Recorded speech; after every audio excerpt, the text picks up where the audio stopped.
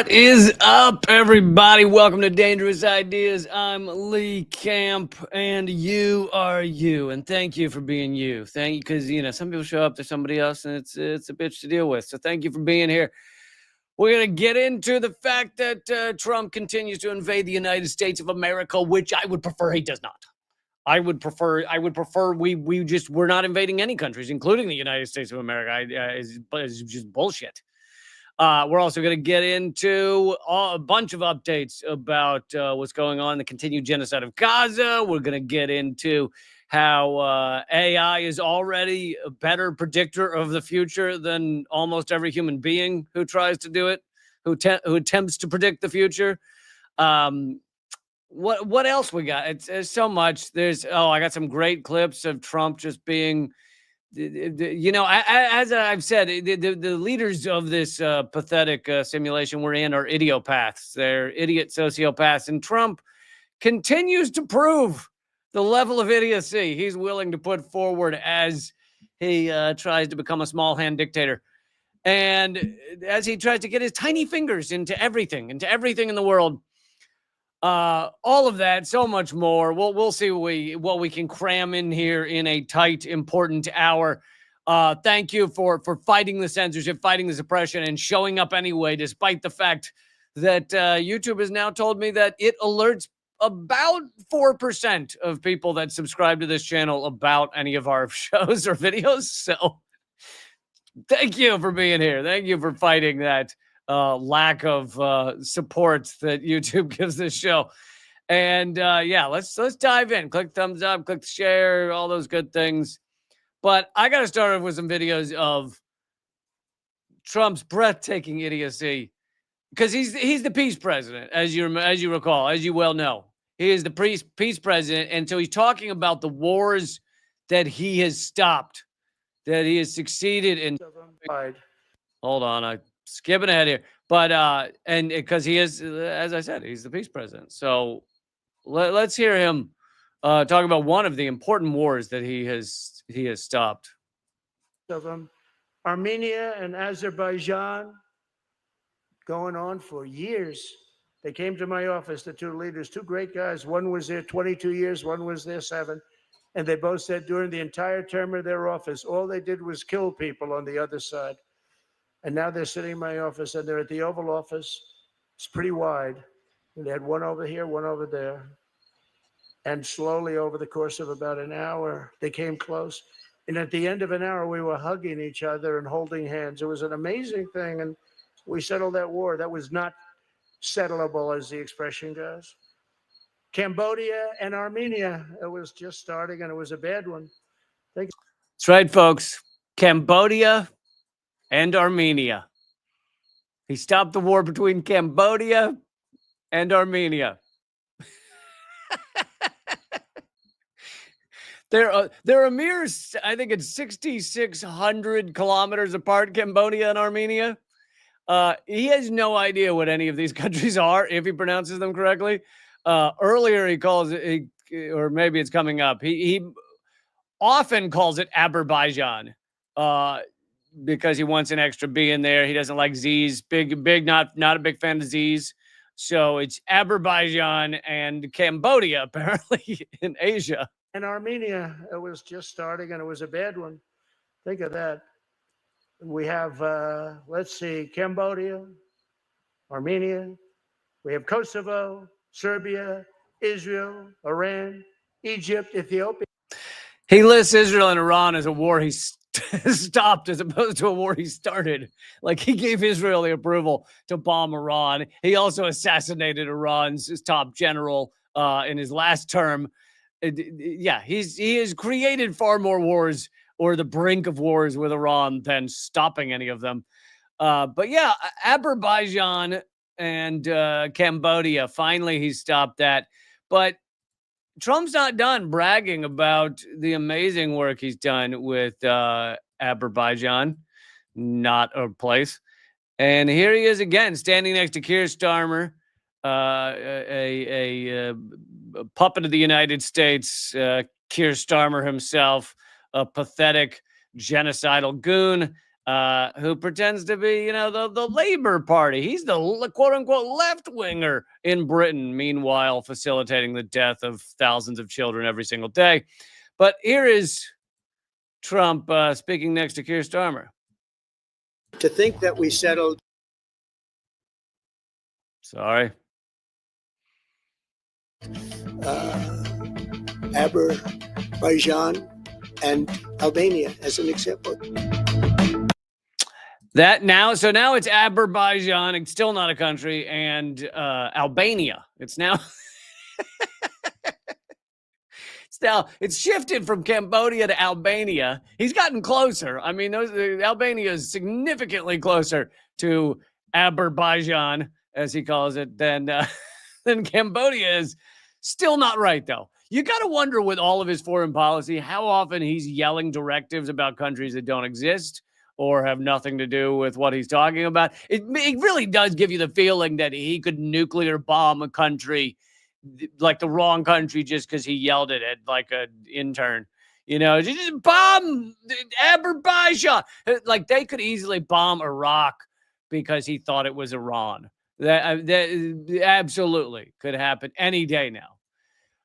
But so, I mean, these are a lot of wars he's ended. You got to give this guy some motherfucking credit, all right? He ended the war between Azerbaijan and Albania. He ended the war between Azerbaijan and Cambodia.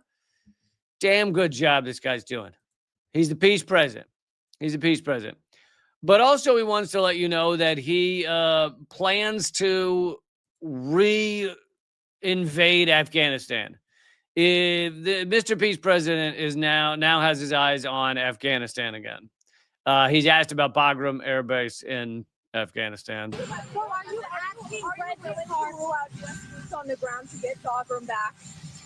We won't talk about that, but we're talking now to Afghanistan, and we want it back, and we want it back soon, right away.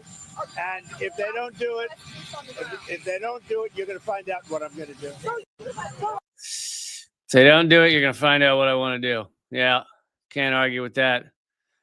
But so for all the people who argue that he's going to end the wars, he's stopping the wars, some people voted for him thinking he was going to end wars. He now is talking about going back into Afghanistan because the first time around it went so great. I mean, you get 20 years to carefully replace the Taliban with the Taliban. Total success. And it only makes sense to go back and do it again. When you have a war go that well, why not do it again? We had a lot of fun. We had a good time. A lot of people got some good selfies while they were over there. So I say, why not do it again? Absolutely. And let's do it again with a guy like Donald Trump for a change. And get things done. He can get things done. It's especially when it has to do with fucking Cambodia invading Azerbaijan or Azerbaijan. Depends on what kind of soup he just ate as to whether it's Azerbaijan or Azerbaijan. But let's not forget, he's also invading the United States of America. This is not really talked about enough, that Trump is leading a full invasion of the United States. Now, of course, you have ICE black bagging people off the streets. Many of them are legal citizens. Many of them have the paperwork they need to have. And yet they're still being kidnapped, black bagged, taken away from their families. There's people showing up to court who made their court appointments a year ago, 6 months ago. They were trying to get everything in line. And then when they show up to court, they're arrested. They're kidnapped by our thugs. But that is not actually the invasion I'm talking about. I'm talking about the literal military on the streets of the United States. We've talked about Washington, D.C. And Los Angeles before. But now if you add them all up, and you're really not hearing this in the mainstream media, it's over 35,000 boots on the ground of the United States. And, of course, it's supposed to be illegal for the president to have a federal invading force across the United States, military across the United States. But he's doing it anyway. And much of it's being called illegal by judges, but he's just ignoring them. The Trump administration, this from The Intercept, has deployed roughly 35,000 federal troops within the U.S. this year, according to exclusive figures. That marks a 75% increase on the previous count that The Intercept found in July. So 75% uptick just since July of federal troops across the United States. These occupation forces, and that's what this is. It's an occupation of the United States, right? Yeah, they're the U.S. Army, but if they're acting at the orders of an unhinged sociopath, then it's his army invading the United States. And the occupation forces drawn from the Army, Navy, Air Force, Marines, and National Guard have been operating under Title 10 authority or federal control in at least 5 states: Arizona, California, Florida, New Mexico, and Texas. I'm not sure why he leaves off Washington, D.C. Obviously, it's not a state, but I guess because it wouldn't, since D.C. is technically run by the federal government, I guess he didn't include it because that's less of an invasion because there's no state authority to say no. But anyway, in the service of Trump administration's anti-immigrant agenda, the true number of federal troops deployed may be markedly higher. When asked directly, Northcom, which oversees military operations in North America, said it has no running tally of how many troops have operated under Title 10. The office, I mean, that's not a surprise considering the Pentagon doesn't know where anything is. They don't know where their troops are. They don't know where the things are. The last audit they failed, they said they don't know where 63% of their assets are. And so I would consider the troops, I guess, one of their assets. So it's not surprising that the Pentagon has no fucking clue how many troops are loose across the United States. The Office of the Secretary of War has for weeks dodged questions about the total number, refusing to say if they even know it themselves. The increase of 15,000 troops since July could reflect better accounting as opposed to a marked spike in Title 10 deployments over the last 2 months.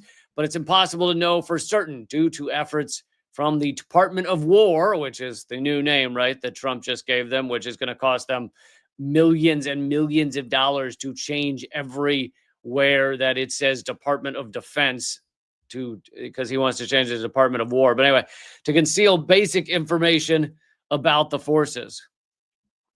Experts say that the increasing use of military troops in the interior of the U.S. represents an extraordinary violation of the Posse Comitatus, a bedrock 19th century law banning the use of federal military forces to execute domestic law enforcement that is seen as fundamental to the democratic tradition in America. The deployments continue to nudge the U.S. closer to a genuine police state.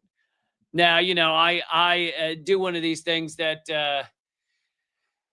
that a lot of people don't like, which is to also think about kind of the deeper implications, the deeper reasonings behind these things, the deeper understanding of it. And most people don't like to do that. But let's also, as we get upset, as we should be furious, and we should think it's a serious, I don't know, decline in what kind of country we have here to have the military, thousands of military trying to implement anything the tiny hand dictator does. Anything, what did I call him last week? Benito Mussolini. Anything Benito Mussolini does or wants, even though we should be upset about that, we should protest it, we should be furious, and we should view it as a change. We should also understand that we lived in a police state before this. When you have the largest army, if you count police as army, if you have the largest army across your entire nation with the most people in prison for any nation, no matter the population, I didn't mean for that to rhyme, tarnations, but we're headed towards damnation. Okay, I'm going to quit. It's going to stop. I promise you. It's stopping now. But we should have viewed it as a police state before this. This is not the first time that the United States has been sunken into a police state where, you know, and it's a class war because most of the arrests are going to be of poorer people. Any arrest of someone with enough money is going to get beaten down by the most expensive lawyers in the world, and they're going to be able to beat it. So really, the rich are not going to prison no matter what they do. Incredibly rare circumstances that happens. Thank you, Nadia, for supporting the show. Really appreciate it. I do not frown upon super chats. Throw them in there if you got a couple extra bucks. But we should also understand that this is a ramping up of that police state. The police state is getting worse. It is getting less fair. It is getting even more towards an all-out class war. That's what this is. And the other thing we should realize, and I'm going to keep repeating this as we cover a lot of stories that are ongoing across the United States, is that a lot of this is an effort to get all of us fighting amongst ourselves. You know, what's going on with Charlie Kirk, how Charlie Kirk's death is being used by the administration. But that's just one example. All of this, much of this, is to get us fighting against each other. Your real problems is not the sociopaths at the top of this system, not the richer than fuck gods, titans of capital. That's not your real problem. Your real problem is the trans bathroom, all right? Is somebody in the men's bathroom wearing a dress? Because that's the real problem. Not the fact that you can't afford groceries and your family's struggling to survive and you're renting when a place when 50 years ago for the same job you could have owned a house and had a life. No, it's not that. It's because what's going on at the urinals? Honestly, you don't even know. You don't even know what kind of junk's being held up at the urinals. That's the real problem. Or the real problem is immigrants, right? The real problem is that guy with the lawnmower speaks another language. You know, that's the real problem. Not the fact that you have to work till you're 95 if you want to be able to survive in this country. As really a puppet of Donald Trump, as Donald Trump's butt boy Ben Shapiro would say, and that's not an insult, butt boys. I am open to anybody can enjoy themselves however they want. But as Ben Shapiro would say, there should be no retirement. There should be you should not be able to retire, but also no one should want to. Like the other day, he just said that retirement is just lame. Why would you ever want to retire? It's just stupid. So clearly, no matter how old, no matter how infirmed, no matter how mentally you're losing it, Joe Biden proved that, as is Donald Trump right now. No matter how much you're losing it mentally, keep fucking working, everybody. Keep at it. Don't slow down. Listen, just because you're pushing the wrong button and you're lopping other dudes' arms off down on the factory floor doesn't mean you should stop pushing that button. You get on it and you stay on it, okay? How many arms do you need to be lopped off? And if you leave that job for retirement, those arms are just going to stay on those guys, huh? And then what? Then who does that job? That's what I'm saying. Okay, let's move on. Well, everybody click thumbs up, click subscribe, all that stuff. And for those of you who don't know, this is also a podcast. So if you're ever in the car and you're looking for something to listen to, I hope you'll check this out. It's called different things on different platforms because I've been banned on some platforms. But on Spotify, it's the Lee Cam Show. On Apple Podcasts, it's called Moment of Clarity. If you look up those things, probably if you look up my name, you'll find it, but I'd look up those things to find it. And I hope you'll give it a review. That's also important. But yes, this is like a podcast. It's 3 times a week, you know, so you pretty much always have a new one. It's a lot of fun. It's a good time. It's a good time, everybody, please. Okay. And thank you to everybody leaving comments. You can see your comments on the screen in the opposite direction of where I'm pointing right now. So if you're seeing this, look away from where my finger's pointing because that's where your comments are. Okay. Let's get into a bunch of updates about the genocide in Gaza, the ethnic cleansing in Gaza.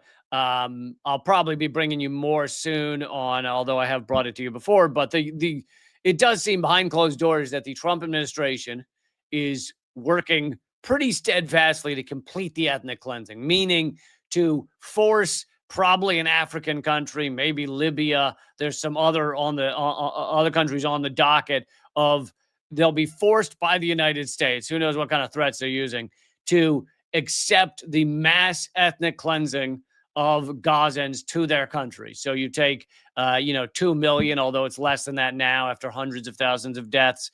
But you take 1.9 million, 1.8 million people, and you move them to Libya. Libya is apparently literally what the United States is working to achieve.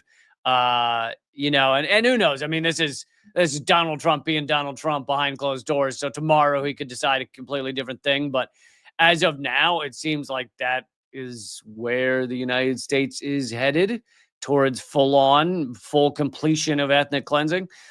Anyway, this is from Drop Site News. Drop Site been doing a great job on Israel. Honestly, they're one of the most thorough places for reporting on Israel's genocide.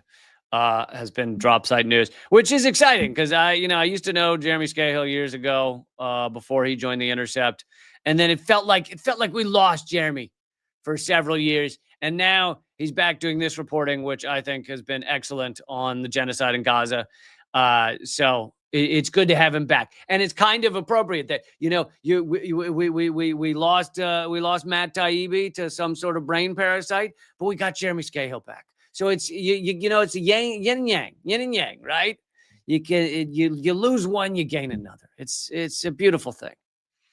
Anyway, who knows what's going on there? I have no idea. Here's from Drop Site. At least 61 Palestinians killed and 220 injured in the last 24 hours. 61 killed in 24 hours. And you realize that any of these numbers, like when you hear 61 killed in one day, you go back before the genocide, before this version of the genocide started, and that would be an international news story. Israel kills 61 Palestinians in one day. It would be a crazy amount of news surrounding just that one thing. Instead, you literally can't even hear about it hardly anywhere. 23 Palestinians were injured while seeking aid. The total recorded death toll since October 7th is 65,330. But of course, as you know, that is likely a severe undercount. Once you count famine and disease, which are weapons of Israel, then we're talking hundreds of thousands. Al-Rantisi Children's Hospital and the Eye Hospital in Gaza City are no longer operational as a result of Israel's military assault on that area. Israeli forces continued demolitions in Gaza City on Sunday using explosive robots to level entire blocks, while vehicles carried out sweeping operations. Warplanes struck the same residential block near Al-Quds Open University for a second day as artillery shelled neighborhoods in the southeast and northwest. Reconnaissance and quadcopter drones flew at low altitude, with some firing directly on civilian homes. Data shows, I suppose in Britain it's plural, right? Isn't it datas? Or is that somewhere? Oh no, I know what I'm thinking. I'm thinking of maths, but then data is technically plural, so a lot of people will say data show, which is it's weird. I don't like it. I don't like what's going on there. Data shows that since Israel resumed its full-scale genocidal assault on March 18th, roughly 94% of the more than 16,000 Palestinians killed in Gaza have been civilians. 94% civilian death, with about 15 civilians killed for every fighter. The report details Israel's widespread demolitions, targeted strikes on government and internal security officials, and the use of U.S.-backed aid to drive chaos, while Hamas adapted through guerrilla tactics and decentralized governance, maintaining municipal services and continuing to recruit fighters despite nearly 2 years of war. Dr. Ahmed Al-Farah, head of pediatrics and maternity at Nasser Hospital, reported a catastrophic rise in severe acute malnutrition among children in Gaza. Israel is starving everyone to death intentionally while pretending to bring aid through U.S.-backed mercenaries. Netanyahu threatened retaliation after the UK, Australia, Portugal, and Canada recognized Palestinian statehood on Sunday. A lot of people talking about this. There's a lot of nuance to go around here, that it shows movement in perhaps where the UK stands on the, or Australia stands on this genocide. However, as many are pointing out, it does essentially nothing. It changes essentially nothing. And the UK and Canada especially, and other countries as well, continue to facilitate the genocide. The UK literally does surveillance flights for Israel. So the UK on one hand will announce, oh, we're recognizing Palestinian statehood, but we're not doing shit about it, and we're continuing to facilitate the genocide. Some people are arguing, what's it matter? And I think that is a fair argument to make. Netanyahu declared there will be no Palestinian state west of Jordan and accused the countries of granting a huge reward to terrorism. Right. The huge reward to terrorism is that you're not guillotined, I think, is the huge reward to terrorism. Saudi Arabia warned Israel of major implications in all fields if it annexes West Bank territory, saying it could end normalization talks, close Israeli airspace, and damage security and trade ties. Yeah, it's about time Saudi Arabia did a goddamn thing. Saudi Arabia has not done shit because Saudi Arabia looks out for Saudi Arabia and their money. That is all they care about. And so they haven't done a goddamn thing while, of course, all the Gazans are being ethnically cleansed, are being genocided. The U.S. is moving to approve $6.4 billion in new weapons for Israel. I wonder why Israel's running out of weapons. I wonder why that is. Where do you think all their bombs went? Oh, into houses. Running out of bombs. Why is that? The Congressional Progressive Caucus, representing about 100 lawmakers. Yeah, there are not 100 progressives in Congress at all. I think there might be 3. Endorsed the Block the Bombs Act to halt U.S. weapons transfers for Israel's war in Gaza, including JDAMs, 2,000-pound bombs, tank rounds, and 155-millimeter shells until human rights violations end. This marks the first time a major caucus has backed a bill blocking U.S. arms for Israel. Because the U.S. is making sure this genocide happens. Never forget, this is a U.S. genocide.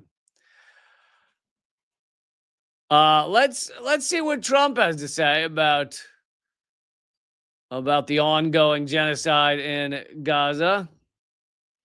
And what's interesting here is not actually what the person who posted is highlighting, which is Trump spitting out garbage propaganda that's been crazily debunked. Crazily? Heavily? Thoroughly. Let's go with thoroughly debunked. But in this clip, if you pay close attention, Trump accidentally admits that it's a genocide in Gaza. And this may be one of the first times that Trump or Netanyahu or one of these top leaders has intentionally or accidentally admitted that this is a genocide. The UN concluded this week that Israel committed genocide in Gaza. What are your thoughts on that? Well, I haven't seen that. I'm looking at it, but in case you didn't hear her, she said the UN concluded that Israel's committing genocide. What are your thoughts on that? He says, I haven't seen it. What are your thoughts on that? well, I haven't seen that. I'm looking at it, but did anybody commit genocide on October 7th? What do you think about that? That was genocide at the highest level. That was murder, genocide. You can call it whatever you want. But little babies were chopped in half. Arms were cut off people. Heads were cut off people. That's genocide. That's genocide also, I guess, right? So first, before we address everything else, he just said that's genocide also. Also, meaning Israel's committing genocide. I think that might be the first time we've heard that from him or Netanyahu or any of these top-level officials. That's genocide also, meaning Israel is committing genocide in Gaza. However, we can also debunk all the shit he's saying. First of all, it's all fake. There's been no evidence, no proof of babies cut in half, their babies with their arms cut. No, none of that ever existed. And if it did, you can make damn well sure Israel would have had it printed on the front of every goddamn newspaper. It did not happen. It's been thoroughly debunked. Okay? It is laughably fake news. And most people know it to the point that most Israelis are not even saying a lot of that shit anymore. They still say a lot of fake stuff, but most of them are not saying the baby's chopped in half thing. And it's just been so thoroughly debunked. But then on top of that, if you are the occupied versus an occupier, literally you're in an open air prison. Literally there's a wall with barbed wire keeping you in. Then you cannot commit genocide against your occupier. That is not a thing. But on top of that, the definition of genocide is literally trying to kill an entire people or a portion of that group because of who they are. That is not what happened on October 7th. Now that we've factually found out the truth of what happened on October 7th, we know that Hamas went in to take kidnapping victims, to take hostages in order to have leverage over Israel. I'm not saying I endorse this, but this probably was not the best plan. But that was their aim. And yes, they were firing and shooting at IDF, which they view as legitimate military targets. But then outside of that, the mass killing was done by the IDF. The hundreds and hundreds of people killed, for example, at the Nova Music Festival, was done by the IDF under the Hannibal Directive, which says they can just kill everyone if hostages are being taken. But anyway, the key point of this is Trump just said Israel's committing genocide in Gaza. So I don't think a lot of people are talking about that. Seems like that's kind of quiet. I want to show now I hadn't seen much aerial footage of the entire flotilla headed to Gaza right now. It is 50 ships, and it's pretty impressive. The sheer size of the number of ships.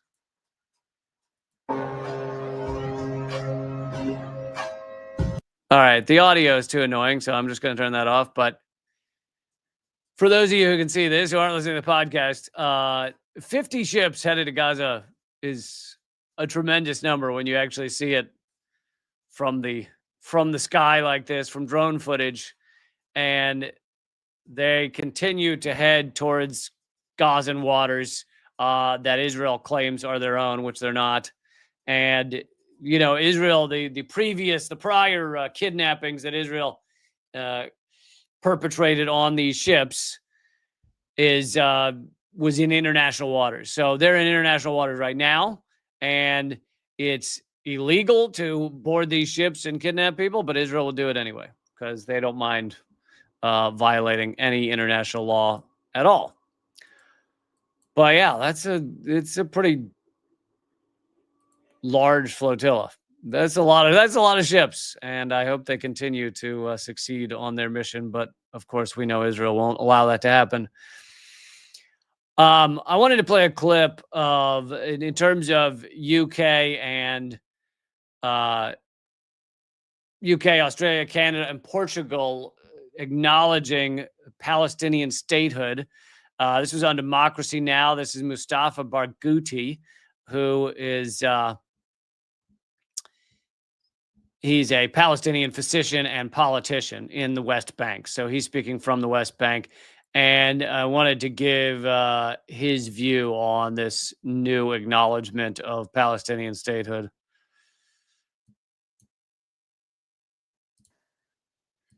Well, first of all,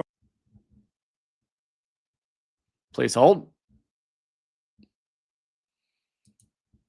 Let's try refresh again. This is. Let's see here. And Israeli flags are on the Eiffel Tower. Well, first of all, I want to say that we welcome, of course, the recognition, because it means that there is affirmation of the right of the Palestinian people to have self-determination. These recognitions negate completely the Israeli measures to kill the possibility of a Palestinian state, and negate the Israeli discriminatory laws like the state nation law, which says that the right of self-determination on the historic Palestine is restricted to Israeli Jewish people. It also denies and negates the laws that Israel has passed to prevent the establishment of an independent Palestinian state. That is all good. It's a bit late, maybe not a bit late, but actually too late.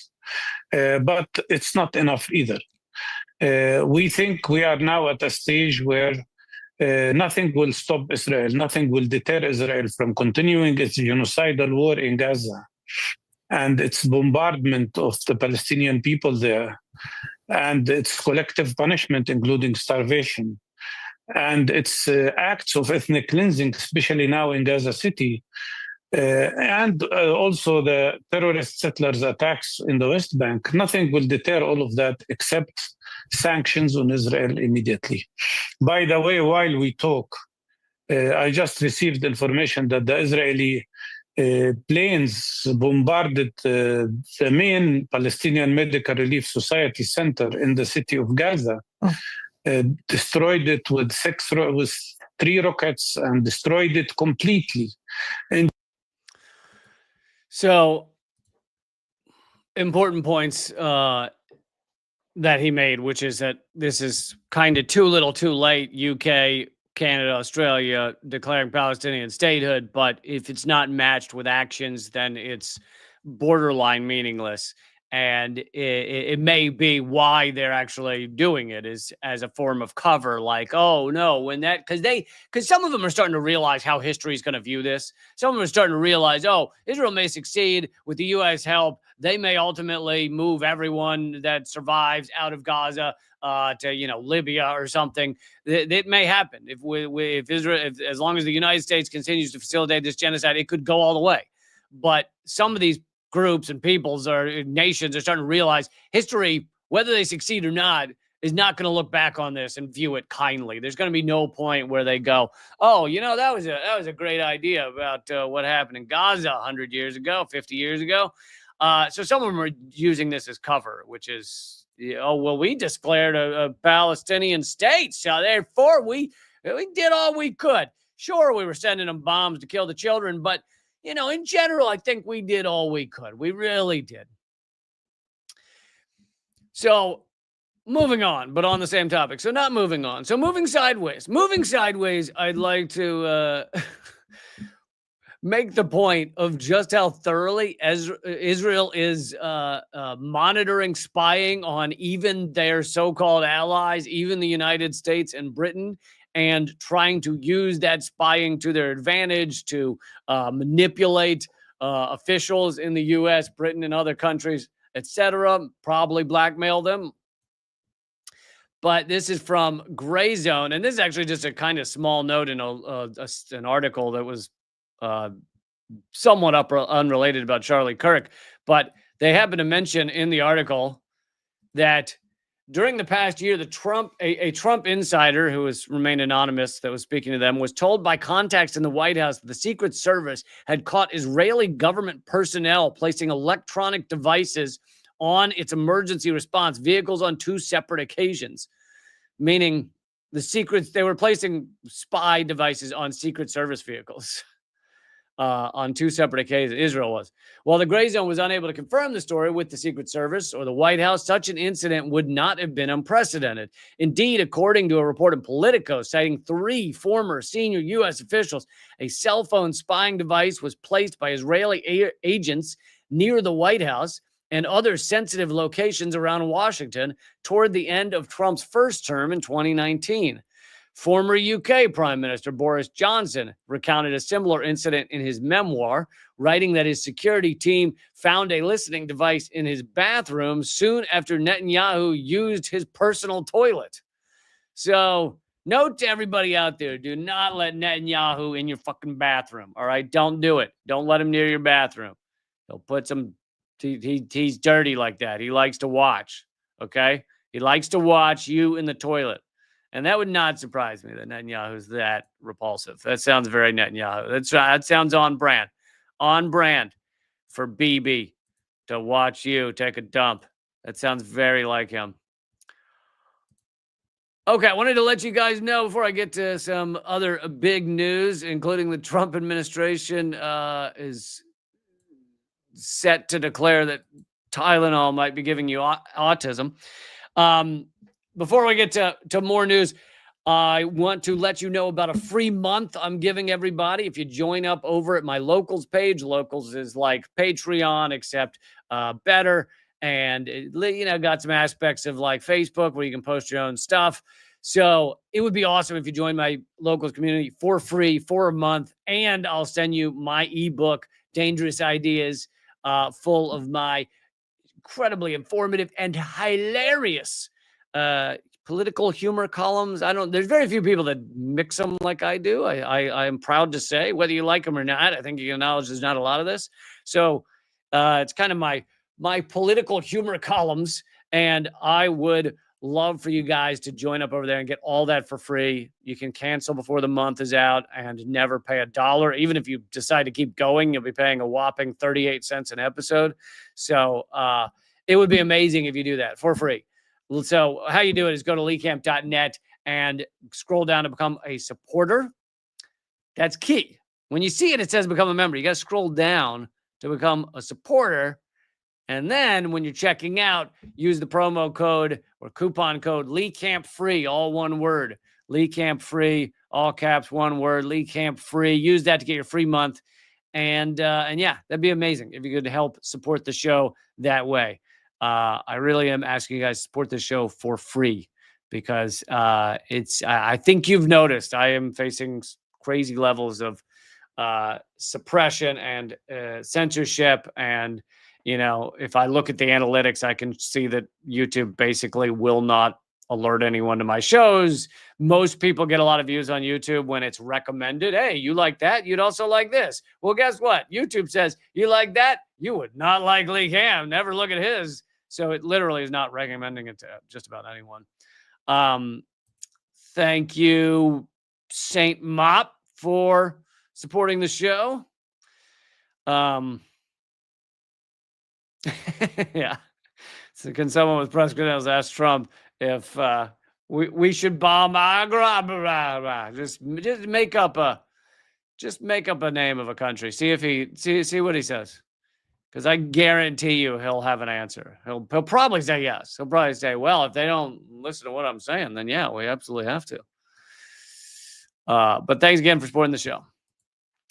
And I hope you join up over at Locals. LeeCamp.net takes you straight there, by the way. Just type in LeeCamp.net, takes you straight there. So, quick headline here. Putin is being the, and I'm only going to show it for a second because this is one of these sites where I have to show the fucking ads in order to show you the headline. But Putin offers Trump a 1-year extension to the nuclear weapons treaty. This is an example of Putin, again, being the adult in the room, trying to keep these nuclear treaties, which have stopped us from obliterating the whole world. It doesn't mean I love Putin, and it doesn't mean Putin does everything right. It just means in this area, Putin is the adult in the room.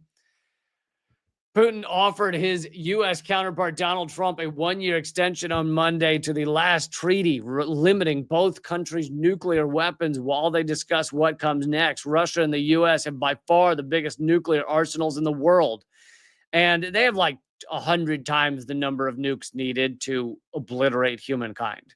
So it's not like they need this number of nuclear weapons. They could have a fraction of this. And still, what does the U.S. have? 6,000 something? We could have a fraction of this and still cause a nuclear winter that kills everyone. The new START treaty limiting the numbers of strategic nuclear weapons, those designed to hit centers of military, economic, and political power, expires on February 5th. And, Trump has ripped up some of these treaties. Biden ripped up some of these treaties. But again, this is because we're being led by sociopaths. They're completely unhinged. They don't actually care or view that there's a future for humanity beyond them.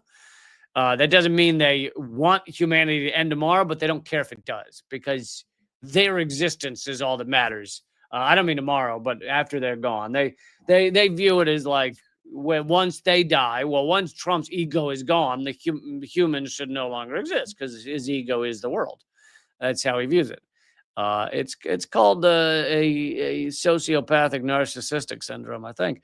Thank you, Jacqueline, for becoming a YouTube member. I appreciate that. And for those of you who haven't noticed, live streams, they only stay open to everyone for like 2 days, I think, and then they become members only. But they're still free for everyone for 2 days, and you can also always get them for free on the podcast if you listen to them. But after that, you need to become a member either at Locals or Patreon or on YouTube to watch the live streams that have already passed. All right, moving on. So the Trump administration is set to tie Tylenol to autism risk for pregnant women. Basically, if you take, they believe there's a link between Tylenol use in early pregnancy and autism. Now, there's a million questions with this. I'm not actually saying they're wrong. I'll go wherever the science goes. If the science says this is the truth, then we need to fucking know it. Also, Tylenol has been known to lie to us. Like the company Tylenol has been known to lie to us about the risks and everything else. So it wouldn't be shocking if for Tylenol to lie to us about this. But part of the problem in all of this is that anyone, even people who support him, could probably point to 100 times RFK Jr. has lied, like blatantly lied. So with anything like this that comes out, how the fuck can anyone trust anything? Like, I'm not saying this is false to connect Tylenol in early pregnancy to autism. I'm saying, how would you ever, like, you would have to have a scientific body that is not at all connected to RFK Jr. to be able to even begin to trust anything that man says. Now, as I pointed out before, he's good on certain things and has been in the past on certain aspects of pollution, certain aspects of corporations and big ag, but he has blatantly lied on so many other issues. He's lied many times, even though he may be right on certain things about vaccines. He's lied many times on connections to vaccine or problems with vaccines. People have put together whole montages of every time he's lied. He also lies endlessly about Israel, which shows he'll go wherever the money is. I mean, he's getting paid to just lie breathlessly about Israel and defend it against calls of genocide. And so how would you ever know what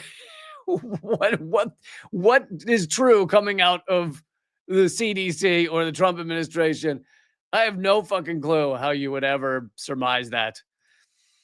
The Trump administration expected to unveil new efforts exploring how one medication may be linked to autism and another one can possibly have positive impacts on treating autism. The one that has positive impacts is leucovorin. I don't know how to pronounce that. I doubt they do either. So that's comforting, right? And so early double-blind placebo-controlled trials administering leucovorin to children with autism has shown what some scientists describe as improvements or remarkable improvements in their ability to speak and understand others. Officials at the FDA have recently been reviewing language that could apply to the drug. So again, maybe they're telling the truth. Who knows? Who knows?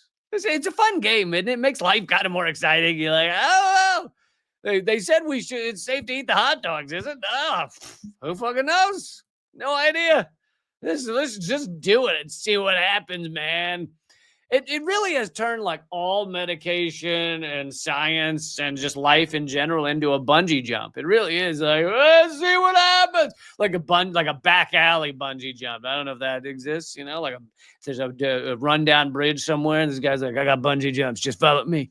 Follow me. $10 a piece. Follow me. I got killer bungee jumps. I mean, not killer. Don't think of killer. I just awesome. Make you piss your pants bungee jump. Just follow me. No. Don't. And act like you know where you're going. Just play it cool. Act like you know where you're going.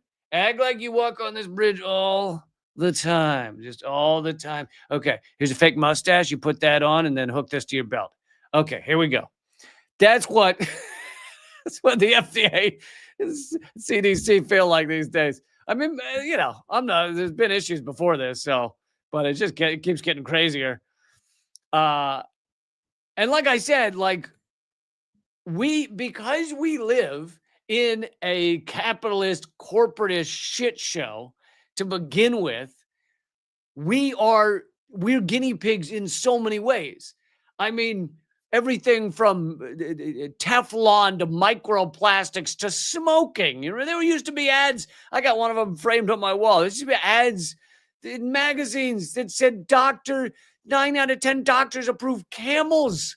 Have you seen? Go look at the ad. Google after this is over. Go Google the ads, the approval of cigarettes. It wasn't that cigarettes are okay or they're not going to harm. It was doctors like them.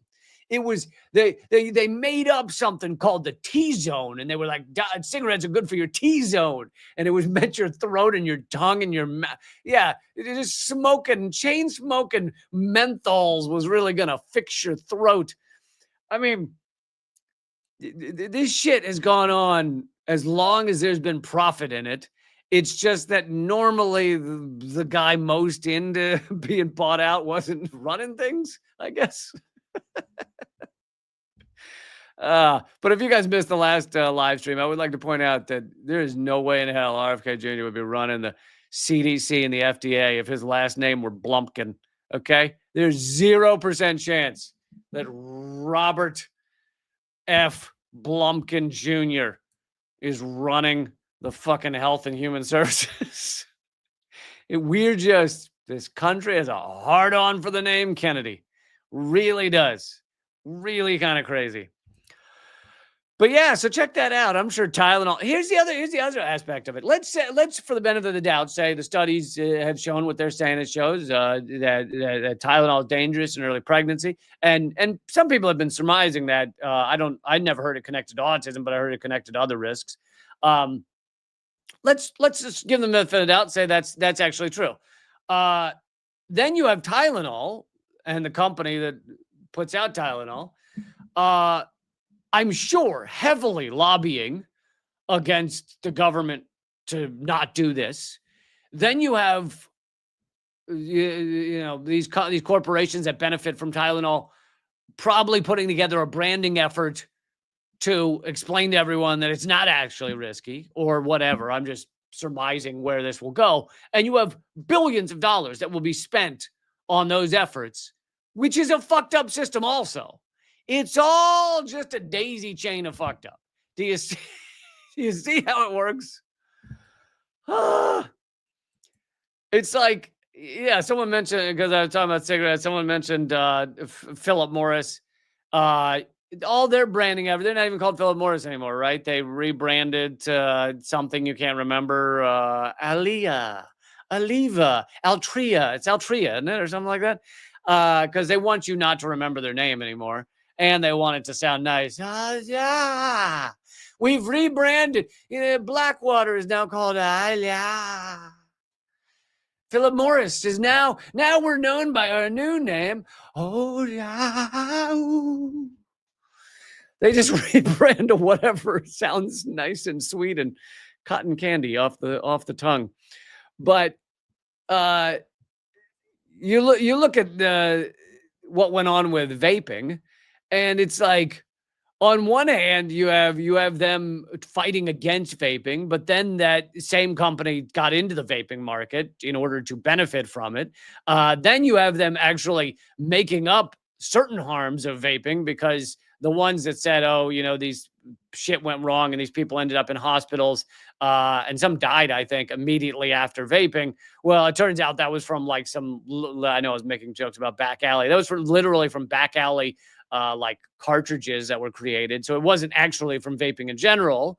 However, vaping in general has other risks. It's not, as I think most studies have shown, it's not nearly as detrimental to you as smoking cigarettes. But no one can trust any of this because it's all fucking manipulated by the money. Both the promotion of these things and then the promotion of the harms of these things, all manipulated by the money. All right. I said I would cover this before we got out of here. So let me bring this to you. And I'm going to bring a special extra segment to everybody over at Locals, which is leecamp.net. And again, you could go watch it for free if you just sign up and use promo code LeeCampFree. I'll mention that again in a minute. But so everybody at Locals, do not hang up your computer. Don't hang up the computer.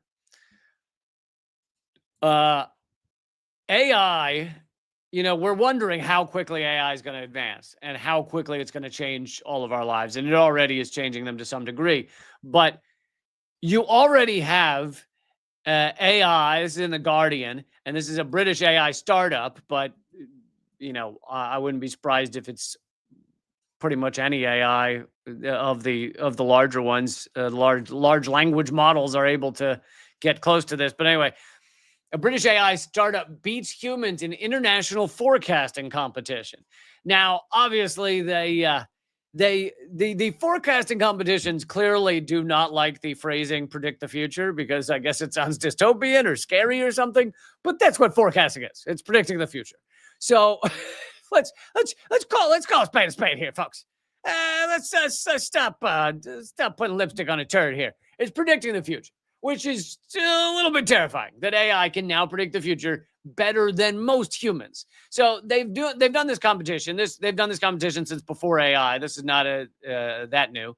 As to who are the best forecasters out there, and they have some professional forecasters. Yes, believe it or not, there are people that make professions out of predicting the future. And how is most future prediction used in this world right now? Mainly to make money, mainly which companies will do well and how to invest in them, and et cetera, et cetera. Because what we do is we come up with something that's actually could be beneficial to humankind, and then we take a sharp turn over to how can you use that to make money and not benefit mankind at all. That's what we do. We're headed this way. Oh, this will help a lot of people. And you hear the wheels skid, and we head over to how can we make lots of money and not actually help any humans.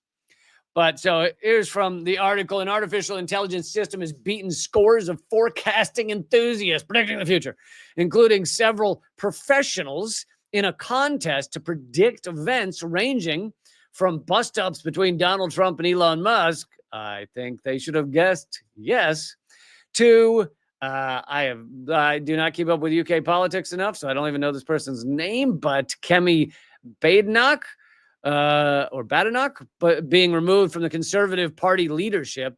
And you may go, well, that sounds like a kind of obscure thing. I guess not if you're in Britain, but well, that's kind of the point, is in order to have these not all be easy predictions, they actually ask these people in the contest many predictions that the goal is they don't know anything about, and then they're allowed to go research them before they make the prediction. But so you ask someone, will there be flooding in Azerbaijan, Trump's favorite country? Will there be flooding in Azerbaijan this year? And then they're allowed to go do some research and come up with their own analysis. But anyway, a British AI startup co-founded by a former Google DeepMind researcher has ranked in the top 10 of an international forecasting competition, which requires entrants to forecast the likelihood of 60 events over the summer. Mantic AI is what it's called, came in 8th.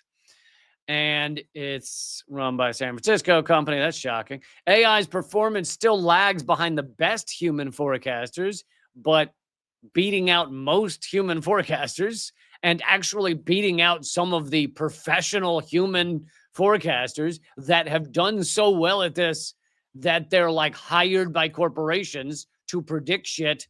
AI's already beating them. Here is one. Ben Schindel, one of the professional future predictors who found himself behind AI, said it's certainly a weird feeling to be outdone by several bots at this point. We've really come a long way here compared with a year ago when the best bot was at something like rank 300, meaning AI just a year ago came in 300th in the world, and now it's 8th. And give it another year, it'll probably be first or second. So there's a lot of questions here about our future of humankind. Once AI can reliably predict just about everything better than we can, I'm not saying it can predict everything, but better than we can, how does that change the way our systems work? Like, do we use it to actually benefit humankind, like I mentioned? Or do we just use it to figure out which corporation to invest in, to buy stock in so I can make lots of money? Yeah. Awesome. And then while people die half a world away, I can have a second pool. Yeah. Or in my case, a first pool.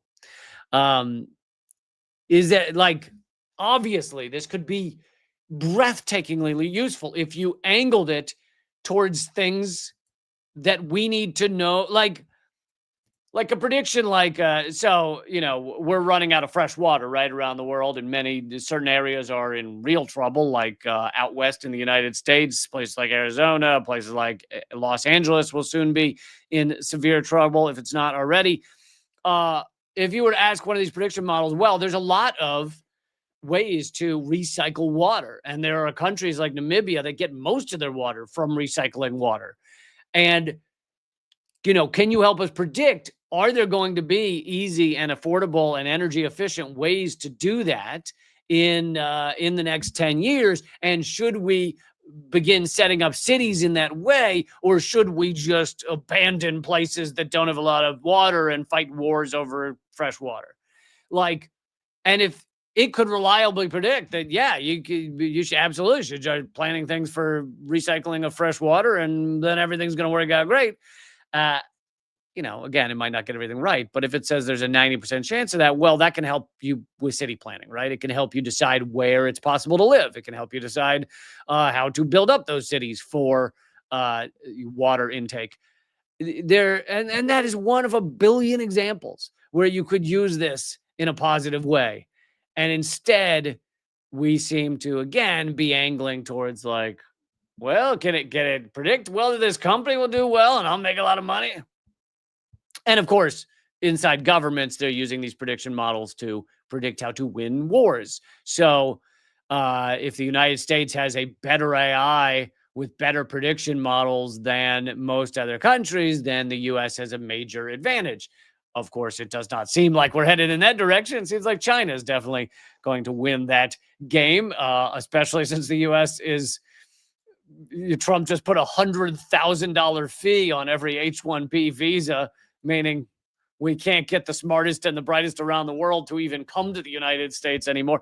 Not to mention they shouldn't come anyway, because they're probably going to be black bagged and find themselves in an El Salvadoran prison, getting a tattoo of a swastika on their arm so that they don't get beat up by the white supremacists.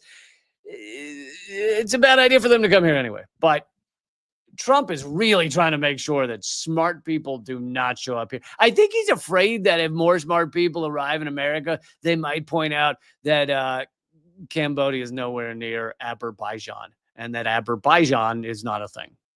And I think he's afraid they might point that out, and he's hoping to stop them. Let's see. Oh, one more note on this, on the AI. Deeger Turin. I don't think Deeger's a name. Is Deeger? We'll put it to a vote. Is Deeger in it? I don't think Deeger's a name. The chief executive of Metaculus, which that's the competition. That's the predict the future competition. Turin estimated that AI would be on par or better than the best human forecasters by 2029. I mean, so that's his prediction. But if it's already number 8, if it jumped from number 300 to number 8 over the past year, I think it'll probably be number 1 next year. Unless they're not using the best of the best. Like if China has one that they're not letting in the competition, we're not letting any Chinese AI in our competition, then maybe. Okay, maybe the humans can keep winning a little bit. All right, I am going to bring... Oh, yeah, I'll bring this clip to everybody on Locals. Tucker Carlson now warning us that we're basically headed towards a fascist state, which, does that not sound like hell freezing over? Literally, Tucker Carlson now saying that. That and more coming up on Locals. I'm giving you guys a free month. You could join me for every bonus segment. That would be amazing. Just go to leecamp.net, scroll down to become a supporter, and use promo code LeeCampFree when you're checking out. One word, LeeCampFree, will get you a free month and my latest ebook, which is also called Dangerous Ideas. Okay, everybody not doing that, I love you. I'll see you Wednesday. I do these shows 3 days a week, Monday, Wednesday, Friday, 3 p.m. Eastern, and you will not get an alert about them. You just have to show up or watch them later. Thank you guys for joining. Everybody at Locals, hang tight for 1 second while